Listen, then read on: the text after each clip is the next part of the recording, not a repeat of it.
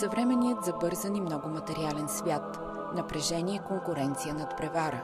Ритъмът на живот не ни оставя много време да мислим как да бъдем добри към хората в неравностойно положение.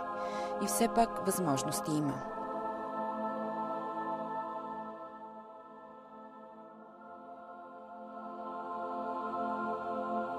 Коста Скоракас е дизайнер с много успешен бизнес. Той поддържа цветната украса на музикалната палата в Атина, на хотел Хилтън, на офисите на Алфа Банк. Има и много други по-малки клиенти. От 10 години Коста се доброволец в организацията на Мисли си мечта, която изпълнява най-съкровенните желания на дечица, които страдат от неизлечими болести. Видях една реклама във вестник за набиране на доброволци. Това беше нещо ново за мен. Тогава в Гърция благотворителността едва си пробиваше път. Така реших да се обадя по телефона и да видя за какво точно става въпрос, защото исках да предложа личното си участие. Ролята ми тук е да се срещам с децата, да им помогна да открият каква е най-искрената им мечта, да я донесат тук и заедно с останалите колеги да работим, така че да я осъществим и децата да изживеят приказката, за която са си мечтали винаги. Когато съм с тях, не виждам болно дете. Виждам едно дете, на което трябва да помогна да открие най-искрената си мечта. Това, което повече от всичко на света иска да направи. Това, което е най-дълбоко в него. В този момент и аз ставам дете и говоря като дете с дете, не мисля за болестта му. Ели Андрикополу е учителка по английски език и има свое езиково училище. В организацията е от 7 години. За тази фундация разбрах за първи път от един мой ученик, който за съжаление се разболя. Тогава на Мисли си мечта изпълни най-съкровенното му желание. Това ми направи много голямо впечатление. Исках да разбера по-добре, що за организация на Мисли си мечта. Така дойдох тук за първи път и в крайна сметка станах доброволка. Аз посещавам децата, разговарям с тях и се опитвам да им помогна да отгаднат кое е най-съкровенното им желание, кое наистина ще ги направи щастливи, така че да им даде сили да се борят с живота и да изживеят най-дълбоката си мечта. Едно болно дете ни дава урок по живот. По принцип се чувстваш много по-различно с един човек, на когото се опитваш да помогнеш. На едно дете, което не познаваш, но се опитваш да му дадеш нещо много дълбоко. Тези деца са много силни и много мъдри и ни правят и нас много по-добри хора. Радвам се на обич, на благодарност от страна на семействата и на самите деца. Взимам участие в реализирането на една приказка за всяко едно дете. Това е нещо, което е много трудно да изживееш в днешната реалност.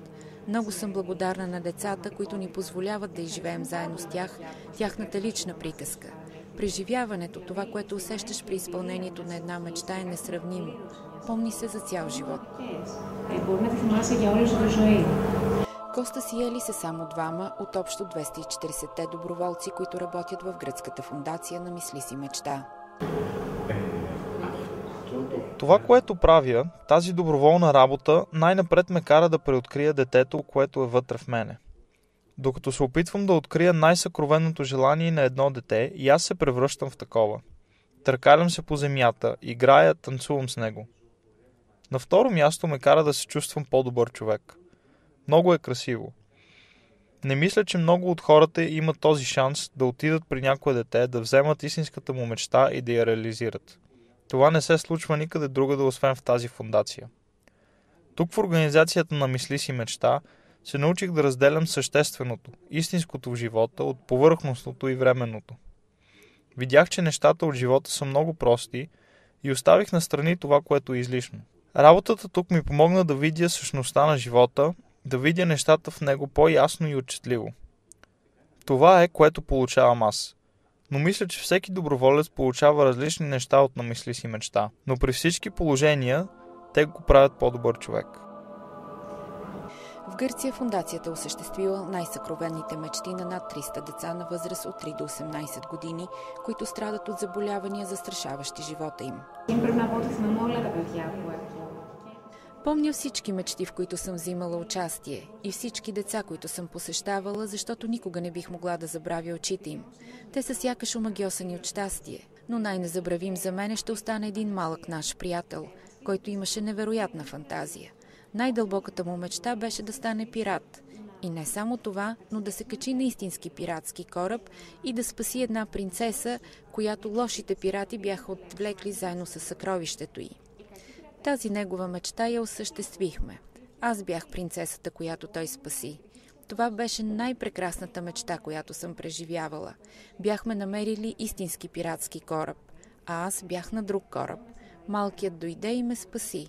Когато двата кораба се приближиха и той отиде да убие лошите пирати, започна да се чува покотевица, изстрели. Наистина беше една приказка, в която участвах. Не мисля, че ще мога да изживея подобно нещо отново. След известно време това малко момче ми изпрати картичка, в която ми пишеше: Ели, внимавай, защото следващия път, когато те откраднат пирати, няма да съм близо до тебе, за да те спася. Първата организация на Мисли си мечта е създадена в Съединените щати преди 29 години. Днес тя има клонове в 33 страни по света. За нея работят над 30 000 доброволци, които са изпълнили мечтите на над 210 000 болни дечица.